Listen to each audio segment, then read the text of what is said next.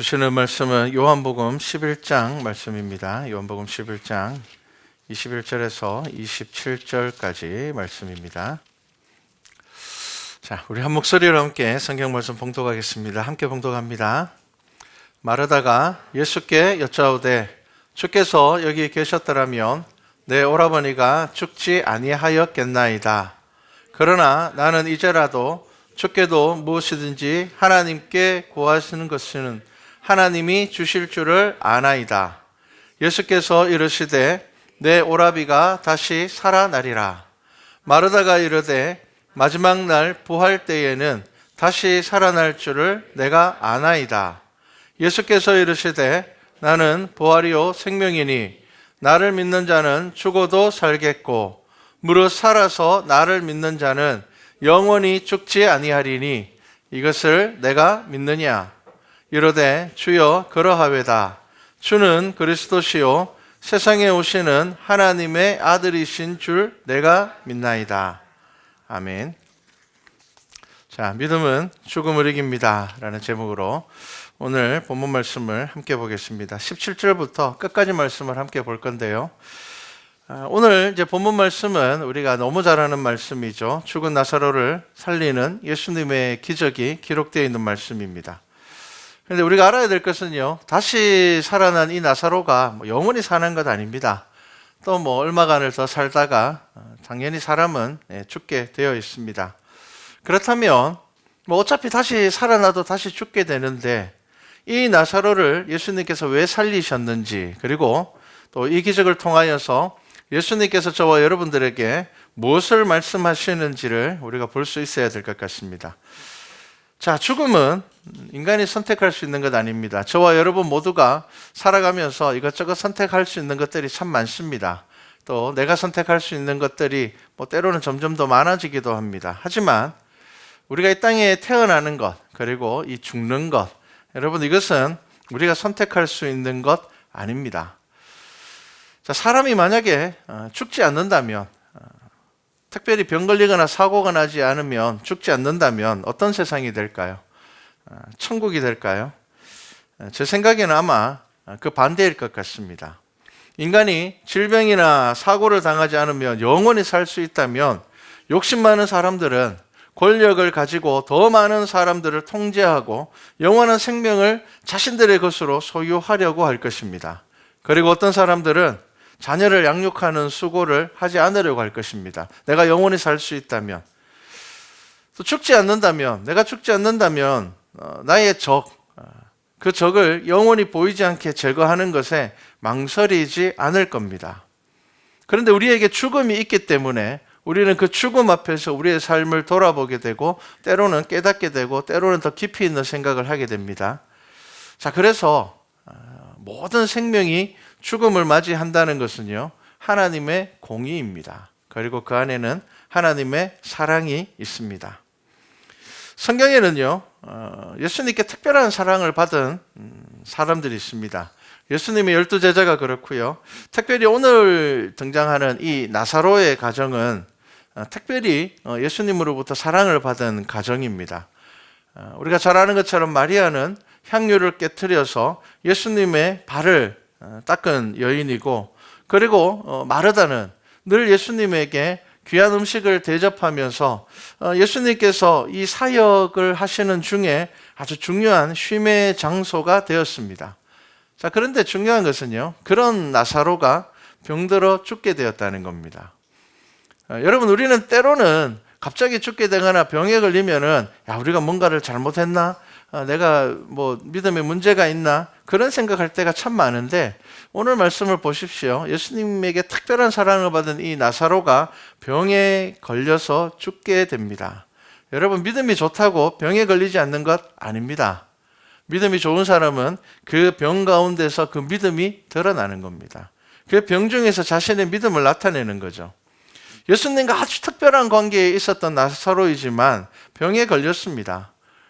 우리가 살아가는 이 세상은요, 매일매일 셀 수 없는 많은 사람들이 죽음을 맞이합니다. 질병으로 혹은 노환으로 혹은 사고로 인해 매 순간 죽음은 우리의 생명 가까이에 있습니다. 그런데 죽음은 우리가 피할 수 없는 것이 맞지만 어떻게 죽느냐라는 것은 우리가 선택할 수 있습니다. 그래서 사람들이 그 죽음을 맞이하는 것은 너무너무 다릅니다. 지난주에 제가 알고 지내는 찬양 사역자 목사님이 갑자기 돌아가셨습니다. 우리나라를 대표하는 찬양 사역자였습니다. 저보다 2살 정도 더 많습니다. 그러니까 굉장히 젊죠. 시심 사역자 중에 정말 가장 유쾌하신 분입니다. 덩치가 이런데요. 유쾌하신 분입니다. 유머가 굉장히 많고요. 늘 즐거운 분입니다. 그래서 이분 주위에는 늘 재밌고 즐거운 일들이 많았습니다. 근데 이분이 이제 심장마비로 갑자기 세상을 떠났습니다. 근데 이분은 자기 심장이 안 좋다라는 것을 오래전에 이미 진단을 받았습니다. 병원에 가니까 어떻게 진단이 내렸는가 하면은 당신의 심장은 정상인의 10%밖에 안 뛰고 있다. 그러니까 그분은 덩치가 크거든요. 그런데 심장이 더 잘 뛰어야 될 텐데 이 심장이 다른 사람의 10%, 그러니까 뭐 아주 약하게 뛰고 있는 거죠. 그래서 위험하다. 뭐 비행기를 타는 것도 위험하고 좀 무리한 운동을 하는 것도 위험하고 그렇다라는 경고를 받았습니다. 그런데 그 경고를 받고 난 후에 이 목사님이 한 고백이 뭐냐면은 나는 죽어서도 찬양하는 사람 되고 싶습니다. 이게 그 목사님의 고백이었고요. 그 진단을 받고 난 이후에 이제 그 목사님이 앨범을 냈을 때 그 중에 한 곡의 제목이 뭐냐면은 고물심장이라는 곡이 있습니다. 자기의 심장이 그렇다는 겁니다. 하지만 하나님께서 나를 쓰신다는 겁니다. 그래서 내가 언제 죽을지 모르지만 나는 하나님 찬양하고 싶습니다. 나는 죽어서도 하나님 나라 가서 찬양하고 싶습니다. 그것이 그 목사님의 고백이었습니다. 죽음은 우리가 피할 수 없습니다. 그런데 그 죽음을 어떻게 맞이하느냐, 어떻게 경험하느냐, 이것은 우리가 선택할 수 있는 것이고 우리의 믿음이 드러나는 것입니다. 자, 나사로는 죽었습니다. 병들었을 때에 그 마리아와 마르다가 예수님에게 사람을 보내어서 빨리 와주십시오. 우리 오라버니가 지금 죽게 되었습니다. 라고 했지만 예수님께서 그곳으로 가는 것은 쉽지가 않았습니다. 왜냐하면 예수님을 향한 박해가 점점점 심해졌기 때문입니다. 자, 그래서 요한복음 11장 7절 말씀에 보면 예수님께서 제자들에게 유대로 다시 가자 이렇게 말하니까 제자들이 어떻게 반응하는가 하면요, 제자들이 말하되 랍비여 방금도 유대인들이 돌로 치려 하였는데 또 그리로 가시려 하나이까. 한마디로 이야기를 하면은 예수님 지금 예수님을 죽이려고 하는 사람들이 점점점 늘어나고 있는데 또 다시 그 길로 가시려고 합니까? 그렇게 가면 안 됩니다. 그렇게 이야기를 했습니다. 그때 예수님께서는 그 제자들에게 아직 내가 죽을 때가 아니다. 나는 아직 하나님께서 내게 맡겨주신 일이 있기 때문에 내가 죽을 때가 아니다. 내 친구 나사로가 잠들었다. 그렇기 때문에 내가 가야 되겠다. 자, 그렇게 하시고는 마음의 결정을 내렸습니다. 제자들에게 말합니다. 내 친구 나사로가 죽었다. 그렇게 말합니다. 그때 도마는요, 16절에 보면 도마가 다른 제자들에게 이렇게 이야기합니다. 우리도 주와 함께 죽으러 가자. 정말 이 도마는요, 어떤 박해가 있더라도 예수님과 함께 하겠다라는 단호한 의지를 보입니다. 자, 그래서 예수님은 제자들과 함께 돌아오셨습니다. 자, 그런데 상황이 어떻습니까? 이미 나사로는 죽었습니다. 4일이나 지나버렸습니다. 자, 언니인 마르다가 먼저 예수님을 맞이합니다. 예수님께서 오셨다는 소식을 듣고 마르다가 예수님을 맞이합니다. 그리고 마르다와 예수님의 대화가 이루어집니다. 우리가 그 대화를 잘 봐야 됩니다. 자, 마르다가 예수님에게 뭐라고 말합니까? 예수님께서 여기 계셨더라면 내 오라버니가 죽지 않았을 것입니다. 그러나 나는 이제라도 주께서 무엇이든지 하나님께 구하는 것을 하나님께서 주실 줄로 믿습니다. 참 대단한 신앙 고백을 합니다. 예수님께서 여기 계셨더라면 내 오라버니 안 죽었을 겁니다. 왜냐하면 예수님께서 많은 병자들을 고치시는 것은 그 유대 지경에 소문이 너무 많이 났었거든요. 지금도 이스라엘에 가면 예수님께서 행하셨던 그 기적의 장소마다 교회가 세워져 있습니다. 그러니까 정말 많은 기적들을 행하셨어요. 그런데 나사로가 죽어버렸어요. 자, 그러니까 예수님께서 이 마르다에게 뭐라고 이야기를 합니까? 내 오라버니가 다시 살아나리라. 그렇게 이야기를 합니다. 자, 그때 마르다의 대답이 뭡니까? 부활날에는 다시 살아날 것 저는 믿습니다. 저는 압니다. 여러분, 마르다의 믿음이 얼마나 큽니까? 아주 분명한 신앙 고백합니다. 우리 오라버니는 부활할 때 다시 살아날 줄 내가 알고 있습니다. 우리도 아마 그렇게 대답할 것입니다. 이게 거의 정답입니다. 그런데 예수님께서는 지금 마르다에게 아주 중요한 질문을 하십니다. 우리가 잘 아는 말씀이죠. 나는 부활이요 생명이니 나를 믿는 자는 죽어도 살겠고 무릇 살아서 나를 믿는 자는 영원히 죽지 아니하리니 이것을 내가 믿느냐라고 말씀합니다. 자, 그때 이 마르다의 신앙 고백은요 베드로의 신앙 고백과 거의 비슷합니다. 주는 그리스도시요 세상에 오시는 하나님의 아들이신 줄을 내가 믿나이다. 자, 이런 신앙 고백을 합니다. 자, 이 대화를 하시고 난 이후에 이제 예수님은 마리아를 부릅니다. 그리고 마리아가 예수님을 만납니다. 마리아도 예수님에게 똑같은 말 합니다. 예수님께서 여기 계셨더라면 내 오라버니가 죽지 아니하였을 것입니다. 아마 이 마리아와 마르다가 나사로가 죽기 전에 사람들을 예수님에게 보내면서 이야기했을 겁니다. 예수님만 오시면 우리 오빠가 안 죽을 텐데 다시 살아날 수 있을 텐데 그들이 그것을 기대했을 것입니다. 그런데 죽어버렸습니다. 자, 그러니까 이 마리아도 동일하게 이야기를 합니다. 예수님만 계셨다면. 자, 그리고 그들이 울고 애통합니다. 그것을 보고 예수님께서는 불쌍히 여기셨습니다. 그리고 나사로를 어디 두었느냐, 그 시신을 어디 두었느냐, 그리고 가서 나사로의 무덤으로 갑니다.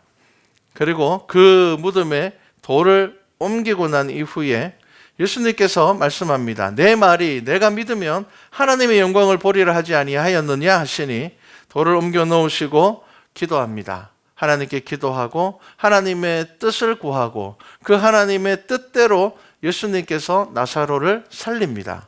나사로야 나오라 하시니 부르시니 죽은 자가 수족을 메고 수족을 배로 동인 채로 나오는데 그 얼굴은 수건에 쌓였더라. 예수께서 이르시되 풀어놓아 다니게 하라. 자, 44절에서 이제 나사로가 살아나는 이야기가 딱 끝이 납니다. 자, 사람들은 예수님을 향하여서 예수님께서 그 마리아와 마르다가 애통하는 것을 보고 예수님께서는 눈물을 흘리고 우셨습니다. 그 모습을 보고 사람들이 뭐라고 이야기를 합니까? 자, 저 사람은 맹인의 눈을 뜨게 하였는데 나사로가 죽지 않게 할 수는 없었던 모양이다 라고 이야기를 합니다. 자, 죽은 사람을 살린다고 이야기하지 않습니다. 기대하지도 않습니다. 죽기 전에 와서 살렸으면 좋았을 텐데 라고 이야기를 합니다. 자, 예수님께서 나사로를 살리신 것은 그냥 나사로와 특별한 친분이 있기 때문에 그렇게 나사로를 살리신 것이 아닙니다. 우리가 이 내용들을 잘 보아야 됩니다. 하나님의 뜻에 따른 것이었는데 하나님의 뜻이 무엇입니까? 예수 그리스도께서 이 땅에 오시면 저와 여러분의 죄를 위하여 죽으시고 부활하심으로 우리들에게 이 죄 사함의 은혜를 우리에게 주시기 위함이었고요. 그리고 우리에게 부활의 소망이 되기 위함이었습니다. 한마디로 이야기하면 예수는 그리스도 되심을 우리들에게 알게 하시기 위하여 오신 거죠. 자, 마르다의 슬픔은요, 오빠가 죽었기 때문이 아닙니다. 나사로와 헤어지는 것이지 죽음 자체가 그들에게 문제는 아니었습니다. 왜냐하면 그들에게는 이미 부활의 믿음이 있었습니다. 마지막 날에는 때가 되면 하나님께서 다시 살리실 것이라는 분명한 믿음의 고백이 있었습니다. 예수께서 그리스도이심에 대한 분명한 믿음이 있었습니다. 하지만 그들의 믿음은 죽음 앞에서 주저하게 됩니다. 입으로는 믿고 분명히 알고 있고 고백하지만 이 죽음이 가져다 주는 이 고백은 너무 큰, 이 고난은 너무 큰 고난입니다. 그래서 주저하게 됩니다. 우리의 믿음도 언제 주저하게 됩니까? 고난 앞에서 주저하게 됩니다. 우리는 고난을 이겨내지 못하고 믿음의 시험에 들 때가 정말 많습니다. 여러분들이 신앙생활 하시면서 원하는 대로 일이 착착착 다 풀린다면 시험에 들 일이 없습니다, 우리는. 그런데 우리의 믿음 가운데서 늘 시험과 우리가 믿음을 지켜야 되는 삶을 살아야 되는 것은 우리가 감당할 수 없는 고난이 우리의 삶 가운데 늘 닥치기 때문입니다. 자, 예수님께서는요, 그들의 분명한 믿음, 예수가 그리스도이심에 대한 분명한 믿음을 가지고 있는 그들 앞에 그 나사로를 살리십니다. 그런데 예수님께서 이 나사로를 살리시는 것은 예수님이 특별한 어떤 친분 때문에 개인적인 어떤 이유 때문에 나사로를 살리는 것이 아니라 죽은 나사로를 살리신 그 예수님께서 나중에 부활하심으로 인하여서 예수 그리스도께서 생명이 되시고 부활이 되시는 것을 그들에게 알게 하시기 위함입니다. 나사로를 살리신 것은 나중에 예수 그리스도의 부활에 대하여서 많은 이들이 그 부활의 소식을 들었을 때에 어떻게 죽은 사람이 살아나? 그것이 아니라 예수님께서는 죽은 나사로를 살리셨기 때문에 그래, 예수님께서는 살아나실 수 있을 거야. 죽은 나사로를 살리신 예수님께서 어떻게 죽음에 매이실 수가 있겠는가? 많은 사람들에게 이 부활에 대해서 확정하시기 위하여서 예수님께서는 죽은 나사로를 살리셨습니다. 예수님께서 죽으시고 난 이후에 부활의 소식이 사람들에게 전해졌을 때 사람들이 그래, 예수님은 살아나실 수 있어. 왜냐하면 예수님께서는 죽은 자를 살리시는 분이셨기 때문에 그 스스로 죽음에 매인 분이 아니기 때문에 분명히 예수님께서는 부활하셨고 또한 우리도 마지막 날에 부활하게 될 거야 라는 그 부활의 소망을 우리에게 주시기 위하여서 예수님께서는 죽은 나사로를 살리신 것입니다. 그렇기 때문에 저와 여러분들이 지금 가지고 있는 이 부활의 날에 대한, 그리고 그 당시에 마리아와 마르다가 가지고 있었던 그 당시에 부활의 소망을 가지고 있었던 사람들이 막연한 기대감이 아니라 예수 그리스도께서 나사로를 살리심으로 인하여서 그것이 그들에게 분명한 신앙의 고백이 되었다는 것입니다. 여러분, 그것이 예수님께서 부활이요 생명 되심을 나타내시는 것입니다. 나사로의 부활은요 예수 그리스도의 부활을 증거하는 사건이 됩니다. 주의 자녀된 성도는 죽지만 죽는 것이 아닙니다. 살아서 예수 그리스도를 믿는 이들에게 죽음은 이제 두려움이 아닌 소망이 되는 것입니다. 자, 이제 우리에게 죽음은 두려움이 될 수가 없습니다. 여러분, 두려움이 사라지면요 죽음은 더 이상 죽음이 아니라 영원한 생명을 증거하는 과정이 될 뿐입니다. 하나님의 나라에 이르는 과정이 될 뿐입니다.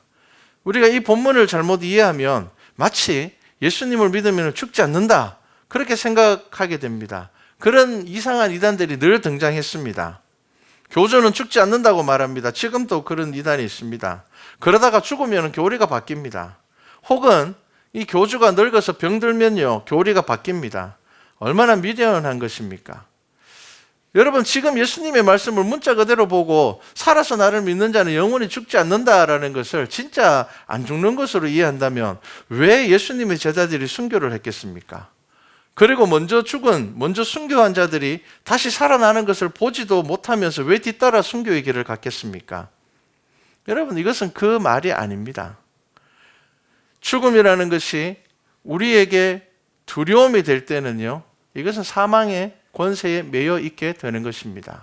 그런데 죽음이라는 것이 우리가 부활의 소망을 가지게 될 때에는 죽음이라는 것이 우리의 삶에서 더 이상 두려움이나 문제가 되지 않습니다. 그래서 여러분, 죽음을 생각하면 너무 두렵고 생각하기도 싫다면 우리가 어떻게 그리스도의 부활을 증거하면서 살아가겠습니까? 저와 여러분의 삶은 그리스도의 부활을 증거하면서 살아야 되는데 우리가 절기로 사순절도 지키잖아요. 예수님께서 다시 살아나셨습니다. 이것이 부활절의 의미가 아닙니다. 우리도 다시 살아날 것입니다 라는 것이 부활절의 의미입니다. 그런데 저와 여러분이 이 땅을 살아가면서 죽음을 두려워한다면 어떻게 우리가 부활을 증거하면서 살아가겠습니까? 우리가 죽음 앞에서 아무 생각도 할 수 없는 사람이 되어버린다면 우리가 어떻게 부활을 증거하겠습니까? 예수 그리스도를 믿는 저와 여러분들에게는 이 죽음이라는 것이 두려움이 아닌 하나님의 나라로 기억되어야 됩니다. 그래야지 저와 여러분은 우리의 삶을 통하여서 예수 그리스도를 비로소 증거할 수가 있게 되는 겁니다. 제가 목사이기 때문에 수많은 장례를 이때까지 심례를 했습니다. 또 교회가 요즘은 이제 고령화가 되다 보니까 연세 많으신 분들이 있어서 1년에 장례가 큰 교회 가면은 보통 1년에 한 50건, 60건 이상이 장례가 납니다. 그러다 보니 이제 목회를 하다 보면요 가장 많이 가는 신방이 뭐냐면 병원 신방이고요. 또 임종 예배를 참 많이 드립니다. 이제 죽음을 앞둔 분들, 병원에서 이분은 더 이상 못 삽니다. 아마 며칠을 살지 못할 겁니다. 그렇게 이제 통보가 되면 교회에서는 목사님들이 가서 임종 예배를 드립니다. 언제 돌아가실지 모르니까요. 자, 그런데 정말 목회를 하면서 기억에 남는 몇몇 임종 예배가 있습니다. 제가 대구에 있을 때 어느 장로님이 이제 임종을 앞두고 있습니다. 연세가 그렇게 많지 않았습니다. 70이 되지 않았으니까 뭐 요즘으로 따지면 그렇게 오래 사신 게 아니죠. 이제 60대 중후반 정도가 되셨었는데, 이 장로님께서 임종하시기 한 20-30분 전에 자녀들을 다 모아놓고 이제 예배를 드리고 난 이후에 아내에게 이렇게 이야기를 합니다. 내 아내가 되어주어서 너무 감사합니다. 그리고 자녀들에게 내 자녀가 되어주어서 너무 감사하다. 이제 하나님의 나라에서 우리가 다시 만나자. 이렇게 유언을 하고 돌아가셨습니다. 그 유언을 하시고 한 30분 정도 있다가 정말 주무시는 것처럼 돌아가셨어요.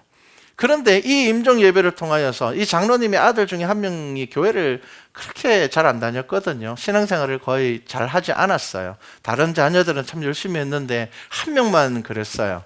그런데 이 임종 예배를 통하여서 그 아들이 변화되었습니다. 변화된 이유는 딴 게 없어요.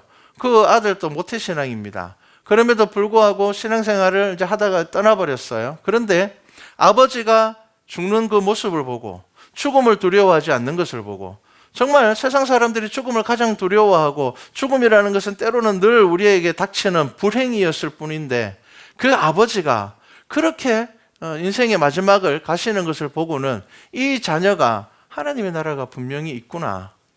우리 아버지가 저렇게 돌아가시는 것을 보니, 우리 아버지가 마지막에 저렇게 돌아가시는 것을 보니까 분명히 하나님의 나라가 있구나. 그러면서 그 자녀의 삶이 바뀌었습니다. 여러분, 우리가 어떻게 죽느냐, 우리에게 죽음이 무엇이냐라는 것은 우리의 신앙에서 아주 중요합니다. 여러분, 우리의 삶에서 두려움이 되어버린다면은, 우리가 예수 믿는다고 이야기를 하면서 우리가 작은 고난 앞에서도 우리 안에 생겨나는 때로는 고난과 박해 가운데서 우리가 두려워하고 무서워한다면, 사실 우리 안에 하나님의 나라가 있는가? 정말 나는 하나님의 나라를 믿고 있는가? 나는 정말 부활의 신앙을 가지고 있는가? 우리의 삶을 돌아보아야 될 것입니다. 예수 그리스도를 믿는 이 믿음은 예수 그리스도께서 죽은 나사로를 살리시고, 그리고 예수님 스스로도 죽으시고 3일 만에 부활하심으로 이 역사 가운데 빛이 되신 그 예수 그리스도로 인하여서 예수 그리스도를 믿는 저와 여러분들에게는 더 이상 죽음이라는 것이 두려움이 아닙니다. 죽음이 두려움이 아니라면 우리의 삶에서 이제 죽음은 제하여진 것입니다. 저와 여러분은 영원한 삶을 살게 되는 것입니다. 예수 그리스도의 사역은요, 하나님이 자기를 보내신 것과 그리고 보내심을 받은 그 사명을 완수하는 것이었습니다. 그것은 표적과 기사로 드러났지만 그 내면에 감추어진 비밀은 무엇입니까? 부활의 소망과 하나님의 나라입니다. 그래서 예수님은 많은 사람들에게 죽음이 끝이 아니라 새로운 생명이라는 것을 그들에게 보여주셨습니다.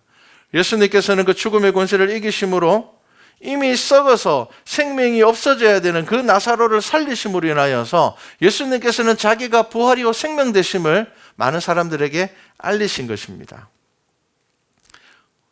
우리 안에 죽었던 소망이 다시 살아나는 것이 바로 믿음입니다. 여러분, 예수 그리스도를 믿는 사람들은요, 절망 가운데서 새로운 삶의 목표를 가지는 것입니다. 우리 안에 잃어버린 예배가 다시 살아나는 것입니다. 죽음보다 더 큰 아픔과 고통 가운데서도 우리를 살아나게 하시는 분이고요, 죄 가운데 갈 곳이 없는, 갈 곳을 잃어버린 우리의 걸음을 다시 힘있게 하시는 분이 바로 예수 그리스도입니다. 오늘 이야기는 44절에 보면요, 뒤에 이야기가 없습니다. 마리아와 마르다가 그 반응이 어떠했는지, 살아난 나사로가 어떤 말을 했는지, 그런 것들을 기록하고 있지 않습니다. 왜 기록하고 있지 않을까요? 이 기적에서 중요한 것은 나사로가 살아나고 이러한 어떤 것보다는 예수 그리스도께서 스스로 부활이요 생명 되심을 증거하고 나타낸 것이기 때문입니다. 여러분, 이 말씀을 보고 이단들은 죽은 자를 다시 살리겠다고, 살릴 수 있다고, 믿음으로 죽은 자를 살릴 수 있다고 그러는데 그것 아닙니다. 그거는 미련한 짓입니다. 예수님께서는 자기가 부활이요 생명 되심을 나타내셨고, 우리의 삶 안에서 어떠한 고난 가운데서도 예수 그리스도를 만나고 경험하고 우리의 삶이 변화되는 것을 예수님께서는 우리에게 말씀하고 있는 것입니다. 이 사건은 많은 사람들에게 놀라운 일이었지만 이제 그 뒤에 어떠한 일들이 일어납니까? 예수 그리스도를 죽이려고 합니다. 많은 사람들이 가서 바리새인들에게 알립니다. 이런 일이 일어났습니다. 죽은 자가 살아났습니다. 분명히 나사로가 죽었고 많은 사람들이 장례를 진행하고 있었는데 그 나사로가 다시 살아났습니다. 47절에 보면요, 대제사장과 바리새인들이 공회를 모읍니다. 공회는 그 당시에 가장 큰, 가장 막강한 권력을 가진 회의입니다. 사내들인 공회를 모아가지고 뭐라고 이야기를 합니까? 이제 어떻게 하면 좋겠느냐? 더 많은 사람들이 예수를 믿게 될 텐데 어떻게 하면 좋겠느냐? 그리고 그 회의의 결과가 뭐가 됩니까? 예수 그리스도를 죽이는 것으로 결론 내립니다. 그 해의 대제사장인 가야바가 이렇게 이야기를 합니다. 한 사람이 백성을 위하여 죽어서 온 민족이 망하지 않게 되는 것이 너희에게 유익한 줄을 생각하지 아니하는도다. 예수님께서는 부활이요 생명 되심을 우리에게 보여주셨는데 바리새인과 이 대제사장들과 서기관들은 그 교만으로 눈이 가리워져서 예수께서 부활이요 생명 되심을 바라보지 못하고 무엇을 바라보았습니까? 자신들에게 걸림돌이 되는, 자신들이 어떤 명예와 권력을 잃어버리게 하는 그런 분으로 예수님을 바라보게 되었습니다. 그래서 대제사장이 이스라엘의 백성의 죄를 위하여 하나님 앞에 제사드려야 되는 이 대제사장인 가야바가 오히려 예수 그리스도에 대한 살인의 음모를 꾸밈으로써 스스로 대제사장직에 대한 종말을 고하였습니다. 예수님께서 죽으시고 부활하시고 난 이후에 채 40년이 지나지 않아서 이스라엘이라는 나라는 로마에서 완전히 멸망해버립니다. 지도상에서 사라져버리게 되는 겁니다. 반면에 이스라엘의 진정한 대제사장 되신 예수 그리스도는 십자가에 달려 죽으심으로 완전한 대제사장이 되심을 스스로 증명하게 됩니다. 여러분 기억하십시오. 믿음의 사람은 고난에 삼켜지지 않습니다. 여러분 믿음의 사람은 죽음조차 두려워하지 않습니다. 우리는 하나님의 나라의 소망으로 살아가는 사람들이기 때문입니다. 그래서 우리에게 어떠한 고난과 환난에도 우리는 예수 그리스도, 우리의 왕 되신 예수 그리스도를 바라보면서 살아가는 것이 교회이고 성도가 되어야 하는 것입니다. 여러분 고난 없는 삶을 살아가는 것이 성도가 아닙니다. 내가 원하는 거 다 이루는 것이 성도의 삶이 아닙니다. 고난 가운데서도 어떠한 박해 가운데서도 하나님이 살아계심을 증거하는 것이 성도의 삶입니다. 그리고 내가 아무리 잘나서 성공한다 하더라도 나를 자랑하는 것이 아니라 그리스도 하나님, 그 하나님께 영광을 돌리는 것이 바로 성도의 삶이라는 것입니다. 자, 여러분들 기억하십시오. 내게 어떠한 고난이 닥치더라도, 어려움이 닥치더라도 그 가운데서 우리가 바라보아야 될 것은 오직 예수 그리스도께서 부활이요 생명 되시며 그렇기 때문에 그 예수 그리스도를 통하여서 우리의 모든 삶의 문제가 해결되었음을, 결코 이제 이 고난과 환난이 우리의 삶을 무너뜨릴 수 없음을, 우리는 오직 하나님께 영광을 돌리면서 살아가는 것, 그것이 예수 그리스도를 믿는 저와 여러분의 삶이라는 것을 꼭 기억하시기를 바랍니다.